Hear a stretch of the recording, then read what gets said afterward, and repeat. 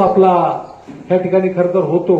आणि म्हणून मला असं वाटतं की आपण ज्या संत गतीने चाललोय, म्हणजे कुठली स्पर्धा आपण या ठिकाणी करत नाही. आज या ठिकाणी श्रमचे संचालक बसलेत, त्यांच्या जवळजवळ 250 कोटीच्या ठेवी आहे आपल्या वडगाव बांद्राच्या एमआयडीसी मध्ये. त्यांचं खूप मोठं म्हणजे जर तालुक्याचं जर औद्योगिकरण जर झालं असतं, जर जेव्हा प्रोजेक्ट आपल्याकडे नसता, जेव्हा प्रोजेक्टने आपल्या सगळ्यांचं वाटोळ केलं हे लक्षात घ्या. हे काही गोष्टी खऱ्या मांडल्या पाहिजे आपल्याला, आणि त्याच्यामुळे आपल्या तालुक्याचं औद्योगिकरण होऊ शकलं नाही. आणि त्यामुळे ज्या ठिकाणी आरोग्याविषयीची माहिती दिली मागच्या वर्षी, त्याचा फायदा खूप ज्येष्ठांना झाला आपल्या. त्यांनी जवळजवळ अर्धा तास त्यांनी आपल्याला सांगितलं की कुठल्या पद्धतीने कसं जगलं पाहिजे, कुठल्या पद्धतीने आहार घेतला पाहिजे, व्यायाम काय केले पाहिजे, किंवा शासनाच्या काय योजना आहेत. आणि त्याचा निश्चित लाभ आपल्या सगळ्यांना खरं तर या ठिकाणी झाला.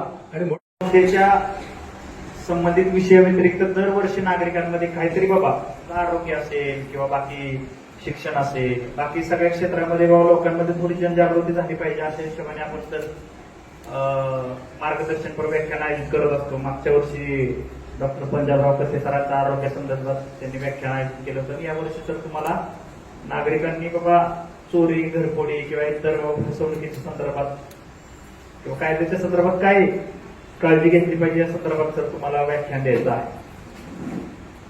तर जरी रविवारचा दिवस असला तरी सर माझ्या गुरूंनी मला शिकवले की कर्म खूप महत्वाचे आहे. या दिवशी हे कुठलाही नेता असेल, कुठलाही संत असेल, कुठलाही राजे असतील, ज्यांनी ज्यांनी स्वतःच वैयक्तिक स्वार्थ बाजूला ठेवला आणि समाजासाठी काम केलं, ती लोक आयुष्यात मोठी झाली. लोकांचं भलं ज्यांनी बघितलं, ती लोक आयुष्यात पुढे गेली. हे संस्कार आम्हाला त्या गुरूंनी घडवला आणि त्यांचा चेहरा आहे.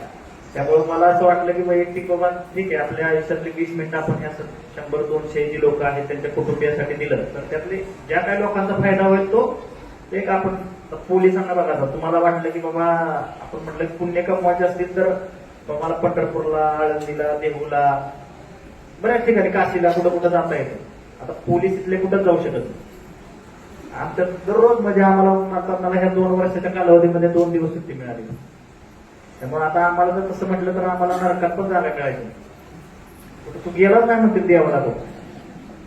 परंतु ही पुण्य कमवायला आम्हाला कुठं जाण्याची आवश्यकता नाही. तुमच्यासारख्या प्रत्येक व्यक्ती जो पोलीस स्टेशनला येतो त्या प्रत्येक व्यक्तीचं आम्ही समाधान करून दिलं तर त्या लोकांचा जो आशीर्वाद मिळतो तेच आमच्यासाठी पुण्य आहे.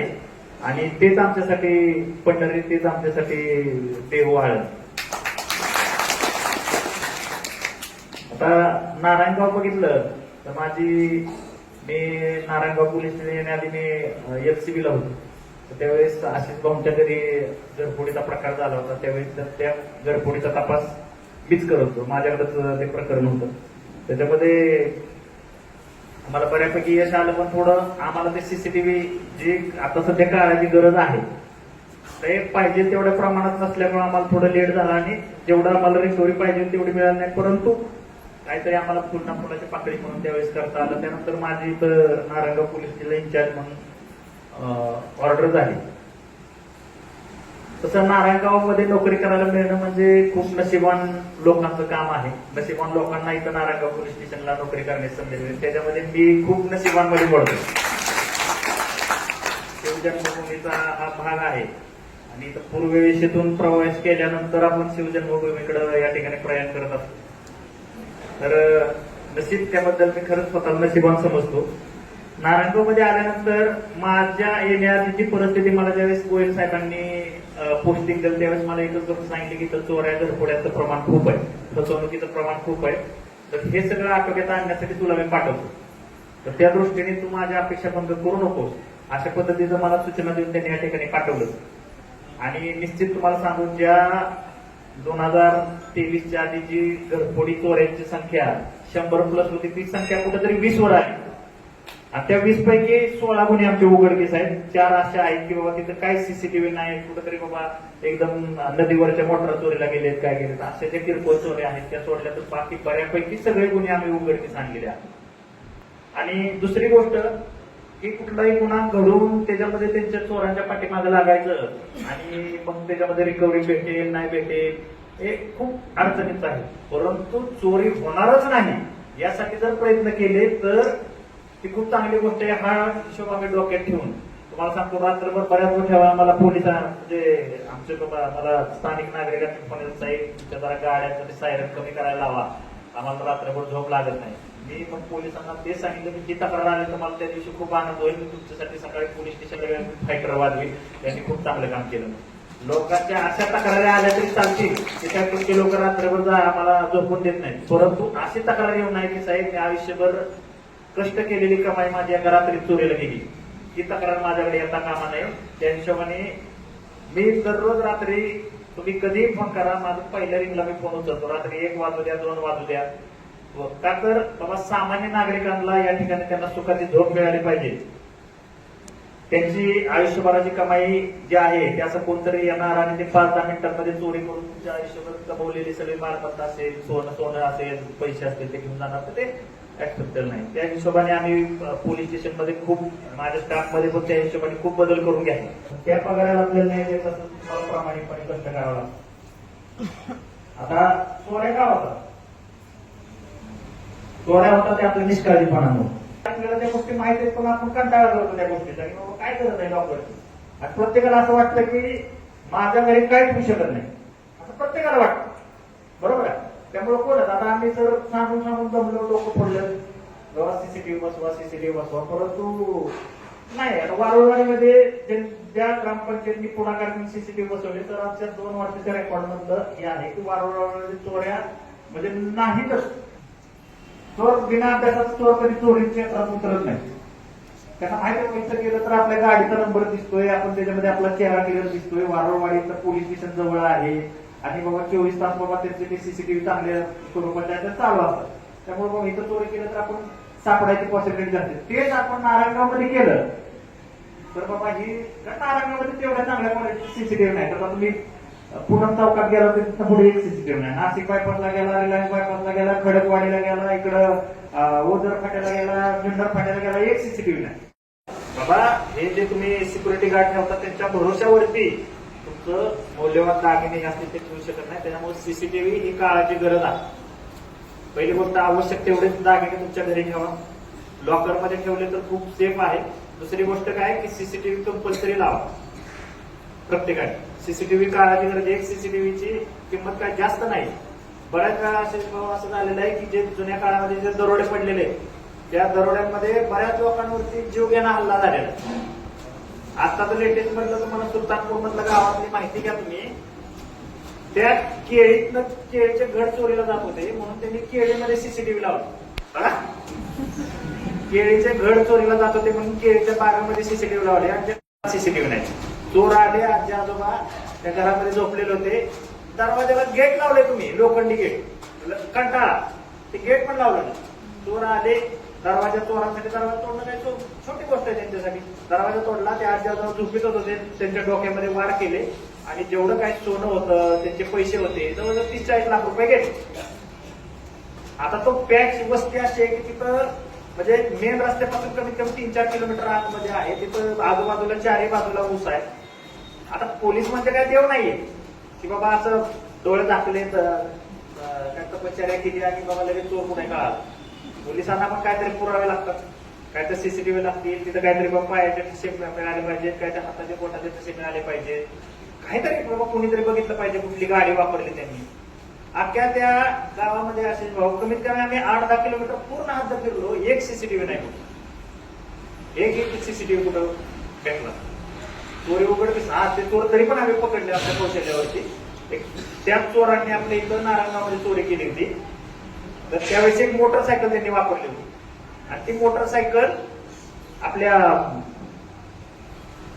हे आपलं गाव होतं तुम्ही घेतलं गाव. त्यासाठी पोलिसांना ज्या काही गोष्टी आवश्यक आहेत ते आपण त्याची बिलकुल काळजी घेत नाही, आपण ह्या गोष्टी केल्या पाहिजे. आलं का लक्षात? त्यामुळे सीसीटीव्ही काळाची गरज आहे. प्रत्येकाने सीसीटीव्ही बसवा. आता बऱ्याच वेळा तर आपल्या मुलं मुली इकडं शाळा कॉलेजेसला जात असतात. आता मला असं वैयक्तिक वाटतं की बाबा उद्या तर माझी मुलं पण माझी मुली जर समजा शाळेत गेली त्यांची कुठे छेडछाड केली तर मला सण होईल का? म्हणून आम्ही प्रत्येक वेळी माझे तुम्ही बघा शाळा सुटण्याच्या वेळी शाळा भरण्याच्या वेळी माझे पोलीस तुम्हाला 100% त्या रोडला दिसते. मी आल्यापासून एकही छेडछाडीची कंप्लेंट या ठिकाणी माझ्याकडे आलेली नाही. मुलींच्या बाबा किंवा मुलगी किडनॅप झाली, मुलीची छेड काढली, बिलकुल नाही. का तर तुमची तक्रार येण्याच्या अगोदरच precaution is better than cure. म्हणजे कुठल्याही गुन्ह्याचा नंतर तपास करण्यापेक्षा तो गुन्हा घडून आणण्यासाठी प्रयत्न केले पाहिजे. म्हणून माझं तुम्हाला सांगतो 24 तास मी माझे माणसं अलर्ट ठेवत असतो आणि त्या शाळा कॉलेजेसवरती छेडछेडचं. आता बऱ्याच वेळा काय होतं, ते मुलांना आपण लहान मुलांना आपण कंटाळा करतो बाबा मी कुठं सोडायला जाऊ, कुठं आणायला जाऊ, गाडीला कुठं पैसे देऊ, म्हणून आपण लहान मुलांना गाडी चालवायला देतो. त्यातनं काय होतंय, बऱ्याच वेळा मुलांचं स्वतःवर ताबा राहत नाही. एक लहान मुलगा होता, एक मुलगा होता, त्या शाळेतल्या पोरांना असं लहान मुलाला गाडी चालवली, त्याने उडवलं आणि निघून गेला. त्यावेळेस सीसीटीव्ही नव्हते तर आपल्याला काय त्या गोष्टीचा शोध लागला. बऱ्याच वेळा असं होतं की बाबा, आणि आता कायदा असा आलाय नवीन की ह्या लहान मुलांना जर तुम्ही गाडी चालवायला दिली आणि त्यांच्या हातनं जर गुन्हा घडला तर आई वडिलांवरती गुन्हा दाखल होतो. आई वडिलांना त्या संदर्भात दोष आहे. अगरवाल पुण्याचं प्रकरण माहित असेल तुम्हाला. त्या मुलाला गाडी चालवायला दिली, त्यांनी 2 मुलं उडवली.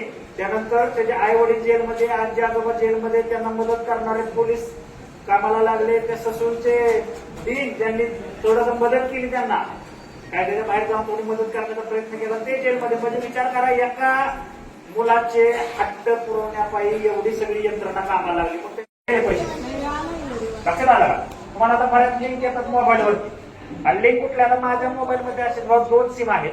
त्यातलं एक जे सिम आहे ते माझ्या बँक खात्याला लिंक आहे, आणि मला जेवढे काही फ्रॉड कॉल येतात ते सगळे त्याच नंबरला येतात. दुसऱ्या नंबरला फ्रॉड कॉल एक येत नाही. मला पण दिवसात 40-50 कॉल येतात. ते ट्रू कॉलरवरती दिसतं फ्रॉड कॉल आहे, उचलायचाच नाही. शक्यतो अनोळखी कुठलाही कॉल उचलायचा नाही. आणि जर त्याच्यावरती ट्रू कॉलरवरती येतं तुम्हाला फ्रॉड कॉल येतो, तुम्हाला कुठलाही ओटीपी सांगायचे नाही, तुमच्याशी संबंधित कुठलीही माहिती सांगायची नाही, नाहीतर तुम्हाला काय 2 मिनिटांमध्ये अकाउंट खाली होतं. बरोबर आहे, लक्षात आलं का? त्याच्यामुळे ओटीपी कुणी काय बिलकुल कुणाला सांगायचा नाही. तिसरी गोष्ट, मोबाईलचं खूप सध्या मुलांचं प्रमाण आता तुम्ही बघताय. ते काय होत आहे की तुम्हाला लिंक पाठवतात, लिंक मध्ये तुम्ही ती लिंक ओपन केली की तुमचा पूर्ण मोबाईल मधला डाटा त्या समोरच्या व्यक्तींना मिळतो, तुमच्या कॉन्टॅक्ट पासून ते सगळं. मग ते काय करतात, तुमचा फोटो, तुम्हाला व्हिडिओ कॉल वगैरे आला, तुम्ही तो रिसिव्ह केला, अननोन नंबरवरून व्हिडिओ कॉल आला की तुमचा चेहरा कट करतात बरोबर तेवढा, आणि दुसऱ्याचं शरीर जोडून तुम्हाला ब्लॅकमेल करतात. म्हणजे तुमचे घाणेरडे फोटो तयार करतात आणि तुम्हाला ब्लॅकमेलिंग सुरू करतात. एवढे पैसे पाठव, नाही तर मी फोटो सगळ्याला व्हायरल करेन. तुम्ही घाबरला तर ठीक, नाही घाबरला तर ते तुमच्या कॉन्टॅक्टमध्ये त्यांच्याकडे ऑलरेडी सगळे कॉन्टॅक्ट मिळालेले असतात. तुमच्या ठराविक लोकांना, जवळच्या लोकांना ते कॉन्टॅक्ट लावल्याने ते फोटो पाठवतो. मग आपण काय करतो, घाबरून पैसे पाठवतो. मग त्यांचं तेवढं वेळ भागत नाही. सुरुवातीला 10,000 पाठवले, आता 20,000 पाठवतो का, नाही तर व्हायरल करतो. आपण घाबरून त्याच्यामध्ये ते देऊन टाकतो. लक्षात आलं? असं कधी, अरे बाबा तुम्ही सांगा, तो माणूस त्याला किती, का तुम्हाला तो 1 लाखाचे 3 लाख करून देईल, का करून देईल? असं जर करत असता, असं जर होत असतं तर मग तो माणूस कुठं पाहिजे होता आता?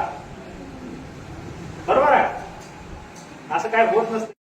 मला माझे 2 शब्द सांगण्याची संधी मिळाली, त्याबद्दल मी त्यांच्या सगळ्यांचा आभार मानतो आणि पतसंस्थेच्या वाटचालीसाठी खूप शुभेच्छा देतो. निश्चित ही पतसंस्था जी आहे ती भविष्यामध्ये अपेक्षेपेक्षा चांगलं काम करेल, गोरगरिबांना खूप चांगला न्याय मिळेल आणि खूप आपल्या तालुक्यामध्ये खूप चांगलं पतसंस्थेचं नाव होईल असं मी शुभेच्छा देतो आणि थांबतो. जय हिंद, जय महाराष्ट्र. सगळ्या फेटाळल्या आणि त्यांनी सांगितलं की जे शेलार साहेब आहेत त्या माणसाला मी माझ्या मर्जीतला म्हणून बसवलंय, तिथं कोणाची मर्जी नव्हती.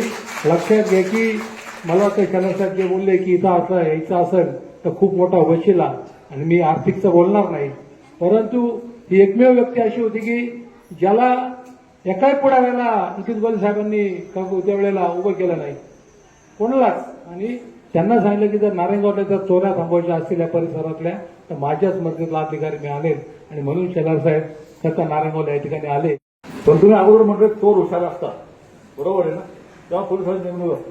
पण तुम्ही चोरावरती मोर निघाला, नारायणगावचे तुम्ही 100 गुन्ह्याचे 5-10 गुन्ह्यावरती आणले, बरोबर ना. आणि तुम्ही गायडन्स फार चांगलं, मुलांना सगळ्यांना पालकांना फार चांगलं गायडन्स केले, मी आभारी आहे त्याबद्दल. आणि दुसरं मी असं म्हणतो की ह्या पतसंस्थेने आपल्या कर्मचारी फक्त 3 आणि 5 कोटीचा व्यावसायिक आहे, ते कर्मचाऱ्यांचाही सत्कार झाला पाहिजे, त्यांनाही प्रोत्साहन दिलं पाहिजे अशी माझी विनंती आहे. आणि स्वतः आपण भाड्याच्या जागेत राहतोय, महिना 5-5.5 हजार आपण भरतोय भाडं, तर आता त्याच्यामध्ये काय करता येईल, स्वतःची काय इमारत होण्याकरता का स्वतःची खोली घेण्याकरता ते बघावं अशी मी विनंती करतो आणि थांबतो. जय हिंद.